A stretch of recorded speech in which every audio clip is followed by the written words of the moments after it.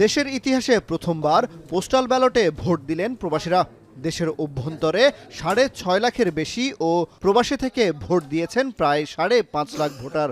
তবে নির্বাচন কমিশনের প্রাপ্ত 11,65,593 পোস্টাল ব্যালটের মধ্যে যাচাই বাছাই শেষে চূড়ান্তভাবে গ্রহণ করা হয় 10,73,497 জনের ভোট। ভোটে অংশ নেয়ার পাশাপাশি নতুন সরকারের কাছে প্রবাসীদের প্রত্যাশাও অনেক। বিমানবন্দরে হয়রানি বন্ধ করা, অভিবাসন ব্যয় কমিয়ে আনা, প্রবাসী ব্যাংকের ঋণ সুবিধার মতো মৌলিক সমস্যাগুলো সমাধানে জোর দিতে নতুন সরকারের প্রতি আহ্বানও তাদের। নতুন লাইফবয় অ্যালোভেরা শ্যাম্পু চুল করে ন্যাচারালি স্ট্রং মাত্র 2 টাকায়। এয়ারপোর্টে যখন কোনো প্রবাসী যায় অনেক হয়রানির শিকার হয়। আমি নতুন সরকারের কাছে এটাই প্রত্যাশা করব যাতে এগুলা রোধ করে। প্রবাসী ব্যাংক যদি বলে থাকে সেখানে কিন্তু আমাদের প্রবাসীদের জন্য কোনো ওইভাবে সহজতা পাই নাই। বিমানবন্দরে নানা রকমের হয়রানি, এই নানা রকমের ভোগান্তি হয়ে থাকি, যাতে আমরা এই অসুবিধা থেকে পরিত্রাণ পাই। এছাড়াও বিভিন্ন দেশে শ্রমিক ভিসা নিয়ে জটিলতা রয়েছে।